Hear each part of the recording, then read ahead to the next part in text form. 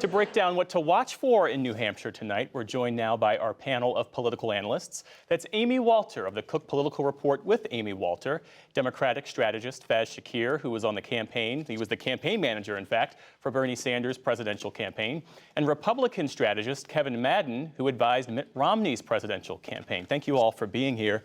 Amy, the Haley campaign is trying to manage expectations. Right. What would need to happen for an upset to occur tonight? So the expectations have been sort of shifting over these last couple of weeks. I mean, the polls suggest that this is going to be a very big night for Donald Trump. He's up an average about 14 points in the state.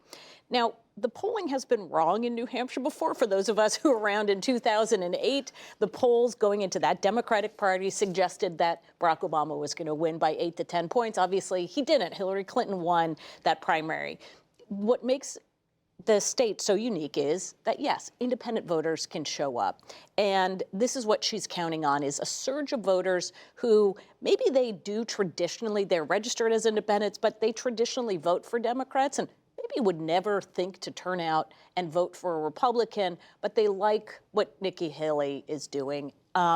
But what would that tell us about her future going forward? She argues in that campaign memo that Lisa outlined, her campaign argues that there are independent voters all over the country, but these are a very different type of independent voters. And in fact, the group of voters I'm going to be looking at are a group of voters who describe themselves as somewhat conservative. They are the voters that really tend to determine who the winner of these elections are. And right now, we don't know where they're going, but they are probably a better predictor than whether or not you can open your primary to folks who identify or register as independent. So, Kevin, pick up where Amy left off there. If Haley doesn't win tonight, and we know there's been some expectation setting, Chris Sununu even saying second place is fine, what does she do? Does she continue with her campaign, and for what purpose? I mean, does she just amass delegates in case the Trump campaign doesn't continue at some point? Well, delegates are still hard to come by, and she really has to show momentum. It's one thing to say, hey, we feel like we have the momentum.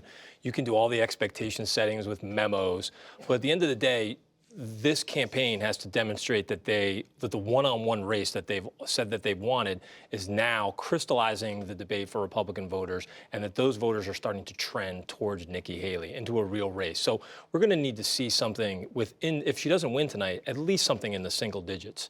Because, after a double-digit loss in Iowa, you have to show that the trend line is working in your direction. Now, whether or not she can actually get to South Carolina, I think after tonight, you'll still have like we always say, you don't really run out of reasons to run for president, you run out of money. Right. And so if she still has the resources to make it to South Carolina, I think she'll continue on. But at some point, we really have to see a very close narrowing of the polls in order to really provide that actual momentum that is going to bring her on to the bigger delegate contests that come in March. In Faz, meantime, Democrats are providing some counter-programming tonight. President Biden, Vice President Harris, and their spouses held their first joint campaign event in Northern Virginia focused on abortion rights, trying to draw attention to what has been a political liability for Republicans ever since Roe was overturned. What do you make of that strategy? It's been political dynamite for the Democrats, this issue alone. I mean, I think it's been on the ballot in elections maybe something 7 times since the Dobbs decision. It's won every single time. You look at down ballot races in Virginia, anywhere in this country, and it has been a propellant of voters turning out for Democrats. So this is huge. Now, it also drives enthusiasm. So it's not only a supermajority issue, winning Kansas and Kentucky and places like that, it's a enthusiasm driver. And for Joe Biden, we know one of his weaknesses of the campaign right now is that enthusiasm. This issue does it for him. When he's at his best, President Biden is a coalition manager, right? He's a parliamentarian-style president. He's managing a coalition. Big part of that coalition wants abortion rights, and they bring the enthusiasm to his campaign. And so I think he knows and recognizes right from the jump this is going to be giant for him. Is that the campaign's goal, to make this more of a choice election based on policy and less of a referendum on Joe Biden? Well, in addition to that, so yes, there's multiple things going on here. So choice is certainly one of them. And then you've got the democracy threat with Trump. Those two, I think, are obvious and clear, essentially on the table already. And then the question is, now what do this small sliver of people who haven't yet made up their mind or moved back and forth, very small numbers here, what moves them. And I'm not sure that those two issues are it. So now I think you got to move into, I think, a lot of economic related issues to speak to people who haven't already made up their mind on Biden and Trump. Amy, bring us back to New Hampshire now as we're going to start to see results coming in soon, and tell us where you are looking. We know some of those more densely populated areas, Manchester and Concord and Nashua, that's where Haley has to do particularly well. That's right. Tell us about who you're Yeah, watching. and I really want to see that we will get these exit polls and really get a sense for just how big the pool of independent voters versus voters who are Republican are.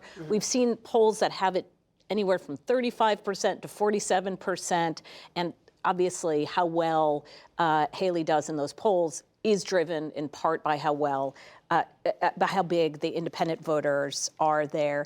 And curious to see how people think about Donald Trump. Right. Remember in the Iowa polls, even voters who didn't vote for Donald Trump said, yeah, I'd be satisfied with him. Many of them, most of them, thought that the election of Joe Biden was illegitimate. They didn't think that the January 6th and some of the legal challenges against Donald Trump were going to be a problem for him. So I'm very curious to see just the makeup of that electorate there. But the other thing that's happening, as we've been watching for these last couple of days, the wall's sort of closing in around Nikki Haley in that the Trump campaign getting everybody on board. We saw in Lisa's report the other candidates in the Republican primary coming out and endorsing him. Now leaders in Congress, including many from swing districts, coming out and endorsing Donald Trump. Yeah. Basically the message being sent, you know what? This thing's all but over. Might as well get on the train now. And Kevin, we have a long night ahead of us. What are you going to be watching for as the returns come in? Well, like Amy, I'm going to be looking at where the independent voters tend to fall. I mean, I think the interesting thing about New Hampshire is that this is our first glimpse into what could potentially be Trump's biggest liability in a general election, which is a toxic profile with those moderate swing voters, and even Republican leaning independents, voting for Nikki Haley could signal a greater resistance for voters like that around the country. And again, this is going to be a close election. It's going to come down to a lot of suburban areas and battleground states around the country. And if the president's still struggling with those voters, I think it says a lot about where the general election battlegrounds could be. I can't believe we're talking about the general already, but I will mention this to you Here we are. only because if this is wrapped up as quickly as some predict it could be, we have a very long general election ahead. Does that change the Biden campaign's reelection strategy at all? I mean, it has to. I mean, so one is the Biden campaign has been sitting on a lot of money, has not been spending a ton of it, has not been staffing up in a major way. And what we know is that there are a few battlegrounds that are going to determine the election. And it's going to have to be heavily organized in those states because the sliver of voters who haven't yet made up their mind is so small. And so if you're talking to everyone's going to know these small, literally go county by county and find your 500 people who haven't yet made up their mind on Joe Biden versus Donald Trump, which I know is hard to believe. And those are the people. And you're going to have to figure out getting into real person conversations with them. What are their preferences, what are their attitudes, what are their beliefs? My sense is a lot of these are working class voters, people without a college degree, making under $100,000 a year. They're living with the cost of living concerns in their lives and their families. And so you hit them with a sense of what has Joe Biden done? What is he trying to do? Because I think a lot of his economic message has not yet trickled down to a place where people understand what it is he's been fighting for. And it can be done, but it needs to be invested in. And Amy, you could make the point that looking ahead to the general, while we're doing that, As long as we're here. As long as we're Keep here, going.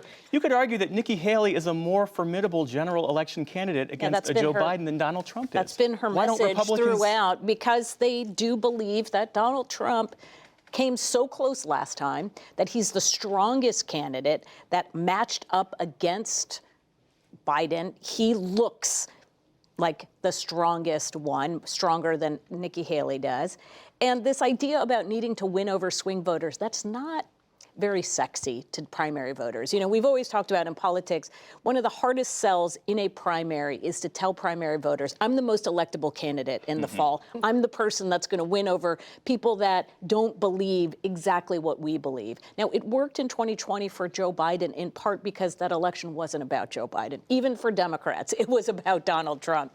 That's not what the case is here. This is still Donald Trump's party. And those voters want to see him get one more shot at it. Amy Walter, Faiz Shakir, Kevin Madden, I know you're all sticking around. We're going to have a lot more to talk about. We will see you all back here shortly for our additional live coverage. It's right here on PBS or online, and that is beginning at 11 p.m. Eastern.